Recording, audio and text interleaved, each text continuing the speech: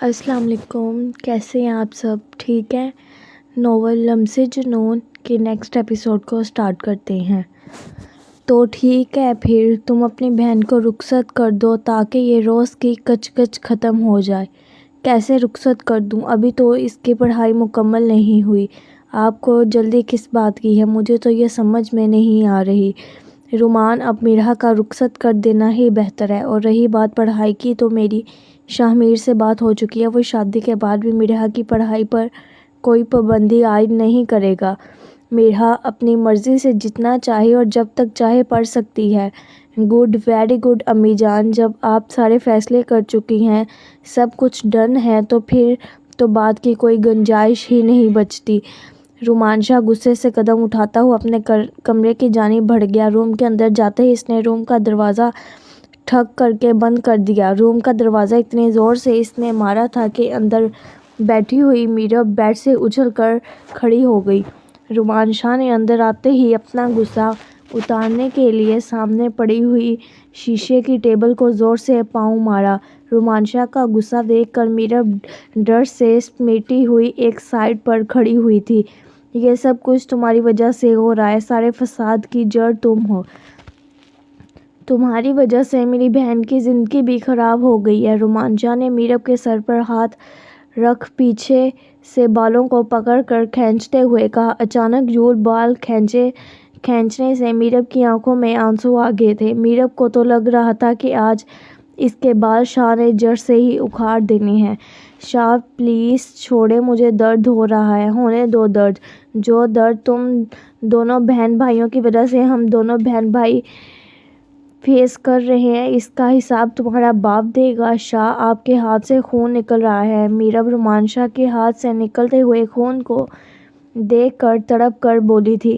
نکلنے دو، میری بات کو بدلو مت۔ رومانشا قہر برساتی ہوئی آنکھوں سے میرب کو دیکھ رہا تھا۔ جتنا درد مجھے تمہاری شکل دیکھ کر ہوتا ہے، اس سے زیادہ تکلیف مجھے یہ کانچ کے ٹکڑے لگنے سے نہیں ہو سکتی۔ شاہ، کیوں ہر بات کے لیے آپ مجھے ذمہ دار ٹھہرا دیتے ہیں؟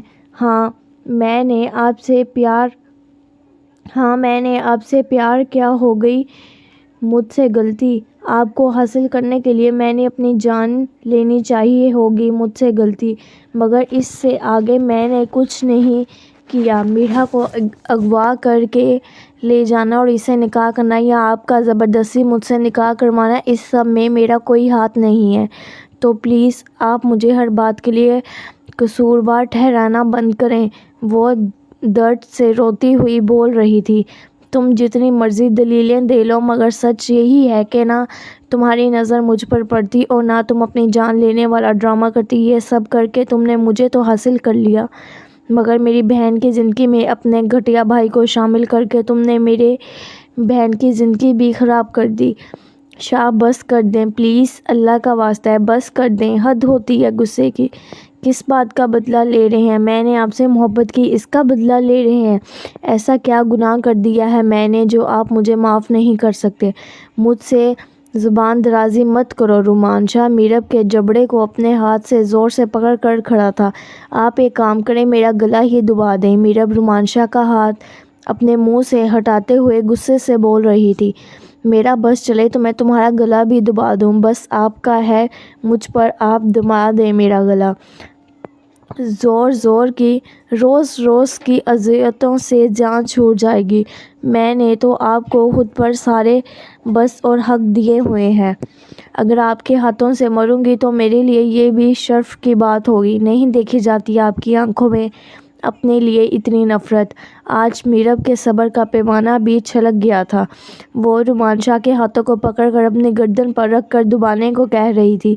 نہیں، ایک بار تمہیں مار کر اذیتوں سے چھٹکارا دے دینا تو تمہارے لیے خلاصی ہوگی، اور تمہاری جان کی خلاصی ہی تو میں نے ہونے نہیں دینی۔ یہ تو طے تھا کہ میں تمہیں اتنی اذیتیں دوں گا کہ تم پچھتاؤ گی کہ تم نے کس کانٹوں بھرے درخت سے اپنا دل لگایا ہے۔ میرب کو بیڈ پر دھکا دیتے ہوئے بڑی حقارت سے اسے دیکھتے ہوئے بول رہا تھا۔ شاہ میری بھی اپنے خدا سے دعا ہے کہ ایک دن آپ کے دل کو میرے لیے اتنا موم کر دیں کہ آپ کے دل کی ہر دیوار پر میرب میرب میرب لکھا ہو۔ وہ دن کبھی نہیں آئے گا جب رومان شاہ کے دل پر تمہارا نام لکھا ہو۔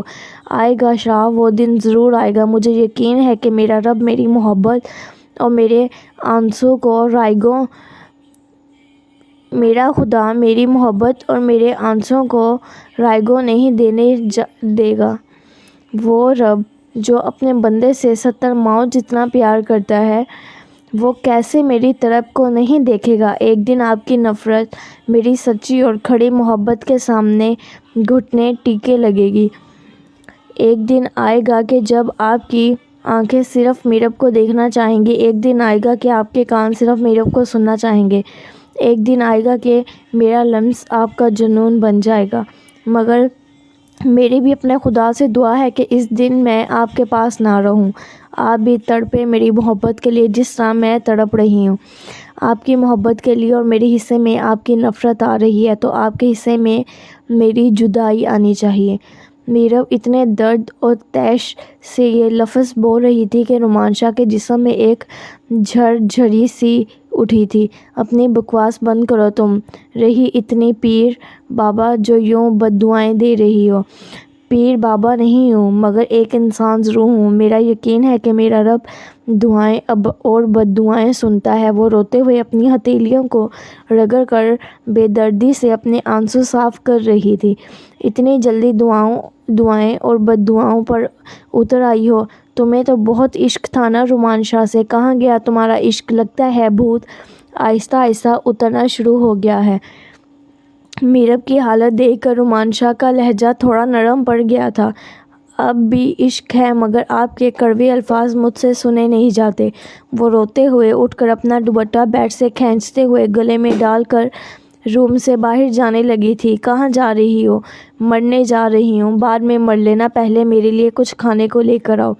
اور سنو، زہر مت ڈال کر لانا۔ میرب کو چپ کر کے جاتے ہوئے دیکھ کر اسے بلانے کے لیے رومان شاہ نے پیچھے سے آواز دی، آپ کی جان لینے سے پہلے میں خود نہ مر جاؤں۔ وہ دروازے سے نکلتے ہوئے اپنے جملوں سے اپنی محبت کا اظہار کر گئی تھی۔ وہ دروازہ بند کر کے جا چکی تھی مگر اس کے جاتے ہوئے جملوں سے جو وہ بول کر گئی تھی، رومان شاہ کے سخت ایٹیٹیوڈ والے چہرے پر کچھ سیکنڈ کی مسکراہٹ آئی تھی۔ میرب کے جانے کے بعد رومان شاہ واش روم میں آ گیا۔ وہ اپنے ہاتھوں کو بیسن پر کھڑا ہوا دھو رہا تھا۔ اس کے دلکش مردانہ ہاتھ سے خون بڑی روانگی کے ساتھ پانی سے دھل کر بہہ رہا تھا۔ پورا بیسن لال رنگ سے نہایا ہوا تھا۔ وہ اپنے ہاتھ دھو کر کمرے میں آ گیا۔ روم میں آ کر ڈریسنگ ٹیبل کے سامنے کھڑے ہو کر اپنے ہاتھ کی ڈریسنگ کر رہا تھا۔ پائیوڈین سے سارے زخم روئی کے ساتھ صاف کر کے ہاتھ پر بینڈیج لگا دیا۔ میرب رومان شاہ کے لیے کھانا گرم کر کے ڈش کے اندر رکھ رہی تھی اور ساتھ میں روتے ہوئے اپنے آنسو صاف کر رہی تھی۔ میرب جی کیا کر رہی ہیں؟ رومان شاہ کی ماں کچن میں سے آتی ہوئی آوازیں سن کچن کی طرف آئی تھی۔ امی جان، شاہ کے لیے کھانا گرم کر رہی ہوں۔ بیٹا تم رو رہی ہو؟ نہیں امی جان، میں کیوں روں گی؟ وہ اپنے آنسو چھپانے کے لیے اپنا رخ موڑ کر مائکرو ویو سے کھانا نکالنے لگی۔ رومان نے کچھ کہا؟ نہیں امی جان، کچھ نہیں ہوا، پریشان نہ ہو۔ جب بیٹی رو رہی ہو تو ماں پریشان نہ ہو، ایسا کیسے ہو سکتا ہے؟ رومان شاہ کی ماں میرب کا رخ اپنی طرف موڑ کر اپنے ہاتھوں سے اس کے آنسو صاف کر رہی تھی۔ کیا کہا ہے رومان نے؟ مجھے بتاؤ، میں اس سے بات کرتی ہوں۔ نہیں امی جان، انہوں نے کچھ نہیں کہا۔ میرے سر میں درد ہو رہا ہے اس لیے میری آنکھوں میں آنسو آ گئے تھے۔